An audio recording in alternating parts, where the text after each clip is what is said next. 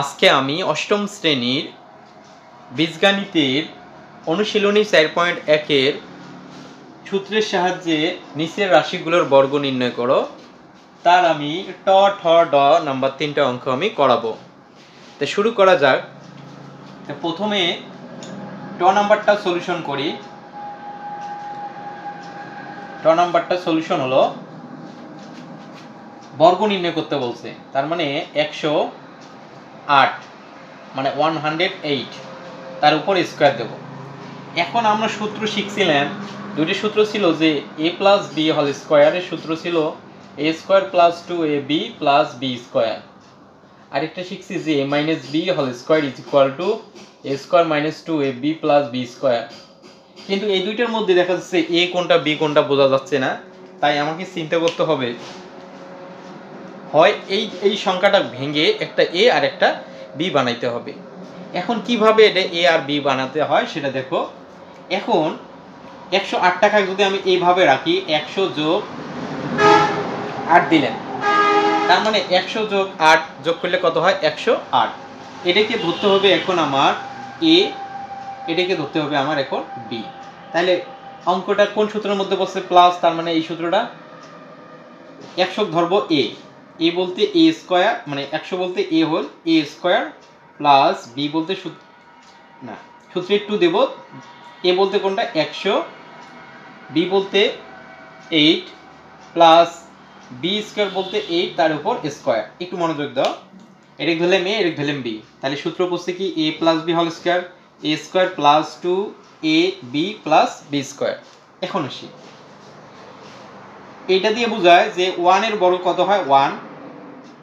একটা শূন্যের উপর যদি স্কয়ার থাকে তার মানে দুইটা শূন্য হবে। কটা শূন্য হবে? একটার উপর যদি আমি স্কয়ার দিই তাহলে হবে কটা? দুইটা। তাহলে দুইটার উপর দিলে কয়টা হবে? 4টা। একটার জন্য হয় 2টা আর একটার জন্য হচ্ছে 2টা প্লাস বিয়োগকে 2, এই 2 দিয়ে আবার 8 গুণ দিলে 8 2 16 আর থাকতেছে আমার শূন্য 2টে। এটা দিয়ে বুঝলে 8 এর বর্গ কত হয়? 8 8 64। এখন আমি যোগ করব।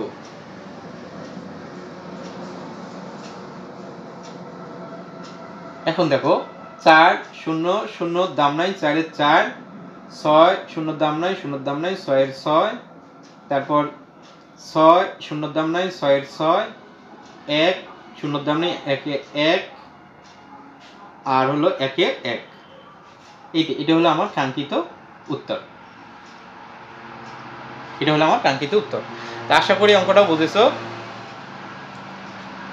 তুমি বুঝেছো? হ্যাঁ, যদি বুঝছো তাহলে ভালো। বুঝেছো তুমি? আচ্ছা, ঠিক আছে, শুরু করা যাক। হ্যাঁ, এখন দেখো, এখন আমি 6 নাম্বারটা অঙ্ক করাবো।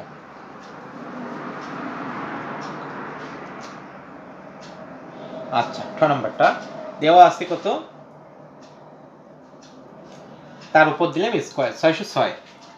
এখন একটা কাজ করি আগেরটার মতন, 600 যোগ 6, এই তো হয়ে গেল 606। তাহলে এটাকে ধরি a, এটাকে ধরি আমরা b। তাহলে a স্কয়ার প্লাস সূত্রে 2, a বলতে হচ্ছে 600, b বলতে হচ্ছে 6 প্লাস b স্কয়ার বলতে 6 এর উপর স্কয়ার। তাহলে এখন দেখি এটা দিয়ে বুঝে 2টা 6 যদি গুণ দেই, 2টা 6 যদি দেখো 2টা 6 যদি গুণ দেই 6 6 কত হবে? 36। আর একটা শূন্যের জন্য হয় 2টে শূন্য আর একটা শূন্যের জন্য হয় 2টে শূন্য, অর্থাৎ এইভাবে যদি আমি গুণ দেই 600 গুণন 600 তাহলে আমার হবে এইরকম 36,000। একক দশক শত হাজার অযুত লক্ষ 3,60,000। আচ্ছা, প্লাস এ 6 দুগুণে 12, 6 12 72 আর থাকতেছে আমার 2টে শূন্য প্লাস 6 6 36। এখন যোগ করব 6 0 0 6 এর 6, 3 শূন্যর দাম নাই, শূন্যর দাম নাই, 3 এর 3।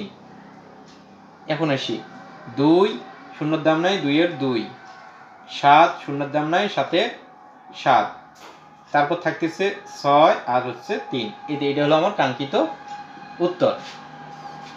তা আশা করি তোমরা এই অঙ্কটাও বুঝেছো। আচ্ছা, এখন আমি ড নাম্বার অঙ্কটা করাবো। ড নাম্বারটা, আচ্ছা, ড নাম্বার অঙ্কটা বলা আছে 597 তার উপর স্কোয়ার। এখন চিন্তা করো, এখন আছে 597, এটা কত আর কত সংখ্যা যোগ দিলে 600 হবে? কত সংখ্যা যোগ দিলে 600 হবে? আচ্ছা, তার মানে আমি যদি 600 মাইনাস 3 করলাম, তার মানে আমার 3 টাকা হলে, ধর 3 সংখ্যা, শুধু 3 হলে আমার কত হয়? 600 হয়। হ্যাঁ দেখো, আমি 597 কত বানিয়ে নিয়েছি? 600। কত টাকা নিছি? 3 টাকা নিয়ে 600 করছি। কত টাকা নিছি? 3 টাকা। এই জন্য 3 টাকা দেখে দিলাম যে মাইনাস 3 টাকা, কারণ আমার 3 টাকা কম ছিল। আমি 600 থেকে 3 টাকা বাদ দিলে 597 টাকায় থাকবে। এখন এর উপর আমি স্কোয়ার দিই, এটাকে ধরি এ স্কোয়ার মাইনাস সূত্রে 2, এ বলতে হচ্ছে 600, বি বলতে হচ্ছে 3 প্লাস 3 উপর স্কোয়ার। তাহলে 6 এর বড় কত হয়? 6 6 36, একটা শূন্যের জন্য হল 2টা শূন্য, আর একটা শূন্যের ডাবল কত হয়? 2টা শূন্য। মাইনাস 6 দুগুণে 12, 3 12 36। এই 2টা দিয়ে, এগুলো গুণ আকারে আছে, 2 দিয়ে 6 গুণ দিলে কত? 6 দুগুণে 12, 3 12 36, আর থাকতেছে আমার 2টা শূন্য, প্লাস 3 3 কে কত হয়? 9। এখন যোগগুলো আলাদা করব, বিয়োগগুলো আলাদা করব। তাহলে এর সামনে যেহেতু প্লাস চিহ্ন আছে, এর সামনেও প্লাস চিহ্ন আছে, তাহলে 9 আর 0 9 এর 9, আর এখানে যা আছে তাই বসে দেই। 0 0 0 6 3, আর থাকতেছে আমার কত? আচ্ছা 3600। এখন বিয়োগ করি, নিচে শূন্যর দাম নাই, 9 এর 9, 0 0 0 6, 10-এর থেকে 6 গেলে কত থাকে? 10-এর থেকে যদি আমি 6 বাদে থাকে 4, হাতে হচ্ছে 1 4, আবার 10-এর থেকে 4 বলে 6, একটু দেখাই ভালো করি।